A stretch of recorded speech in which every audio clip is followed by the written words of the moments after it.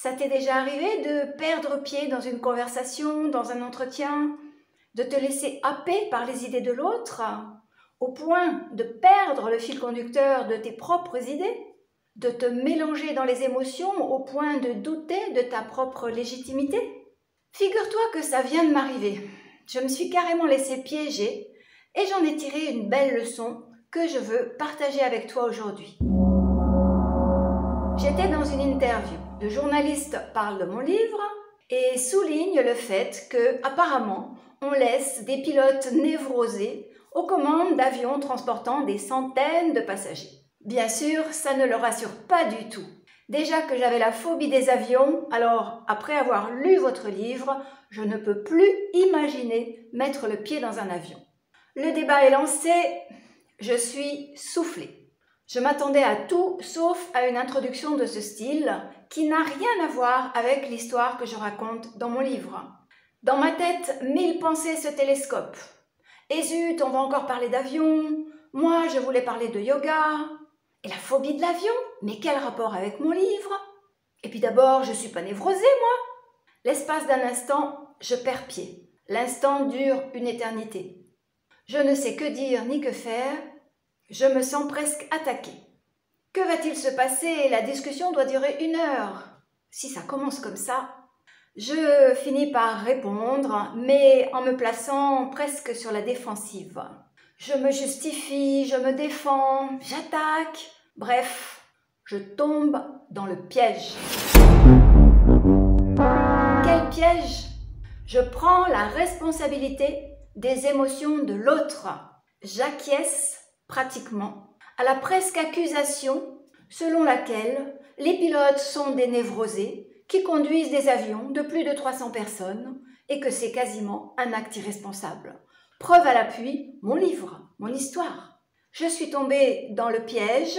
C'était peut-être une tactique de journaliste, une tactique pour animer la réunion, mais je ne l'ai pas pris comme telle. Je l'ai perçu, oui, comme une attaque et je n'avais plus de bouclier. Je me suis laissée démonter.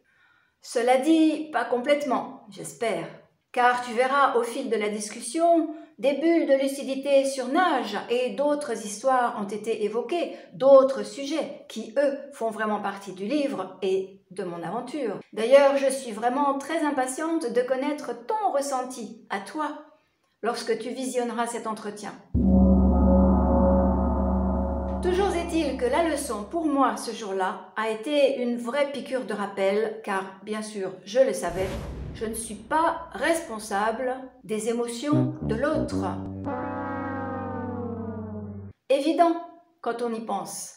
Et pourtant, combien de fois nous faisons-nous prendre à ce piège? Surtout dans le feu d'une discussion, surtout dans la vie quotidienne, qui est faite justement de ce relationnel dans lequel les liens émotionnels nous piègent, tout simplement par le voile de Maya, tissé justement par les liens émotionnels. On en arrive à être aveuglé, on perd pied, on perd notre souveraineté. Imagine si j'avais su garder mon ancrage. Voici ce que j'aurais pu dire. Je comprends bien votre phobie, monsieur, mais à mon sens, elle n'a rien à voir avec l'histoire que je raconte dans mon livre. D'autant que, dans mon livre, je montre, avec exemple vécu, à quel point les femmes pilotes sensibles sont bien souvent meilleures que les hommes. Vous me demandez maintenant comment éradiquer cette phobie qui remonte à la lecture de mon livre. J'ai envie de vous dire que cette phobie remonte à bien plus loin que la seule lecture de mon livre. Et pour la dissoudre, je pense que l'hypnose est une bonne solution. Voilà ce que j'aurais pu dire, mais je ne l'ai pas dit. Je n'ai pas su parler de la sorte, posément et avec justesse.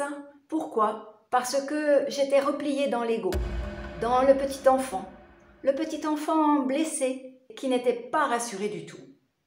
Je te rassure, on peut faire beaucoup pour remédier à ces situations. En premier lieu, les considérer comme des expériences qui t'enseignent des choses grâce auxquelles tu vas progresser dans ta vie, notamment dans le relationnel. Chaque fois qu'une chose comme ceci arrive, prends un moment après. Fais-toi comme un débriefing. Regarde la situation, revis-la dans ta tête, écris, note les choses qui se sont passées, parle-en éventuellement avec des amis proches qui vont te comprendre et essaye de voir si réellement tu as pris la responsabilité des émotions de l'autre au cours de la conversation. C'est très subtil, mais on peut le percevoir lorsqu'on fait attention. Essaie de voir aussi, et c'est primordial, ce qui t'a touché dans les paroles de l'autre.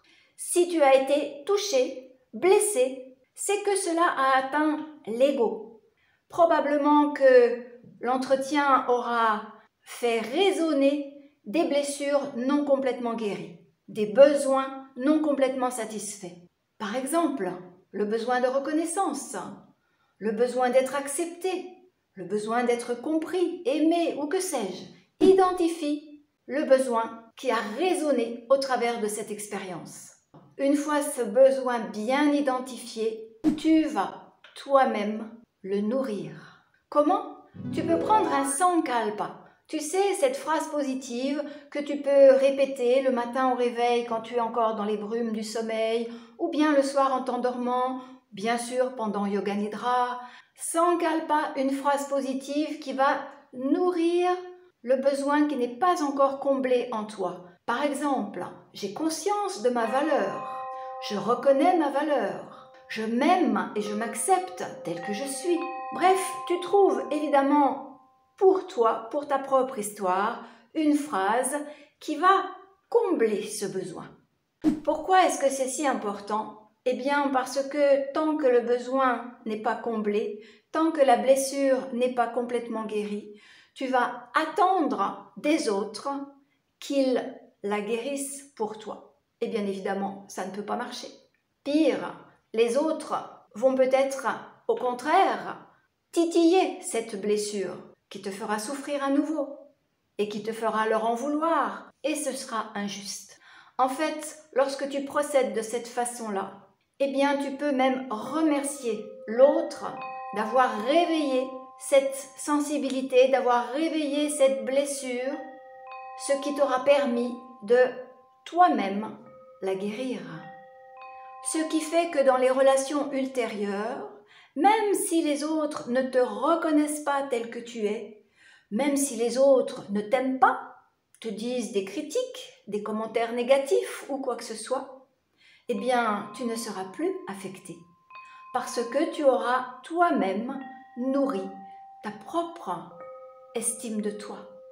Finalement, c'est grâce à ce genre d'expérience, grâce à ces gens qui se placent sur notre chemin et qui nous poussent quelque peu dans nos retranchements, que l'on arrive à progresser. Alors, remercie-les. Remercie-les de te permettre d'avancer, de mieux te connaître et de te guérir. Dis-moi en commentaire comment cela se passe pour toi. As-tu vécu des expériences similaires? Comment est-ce que tu les gères? Est-ce que toi aussi, tu attrapes les émotions des autres? Est-ce que tu arrives à faire le distinguo? Je te dis à tout bientôt pour d'autres chroniques, spiritualité en live, spiritualité au quotidien, pour grandir sans phare et sans teint.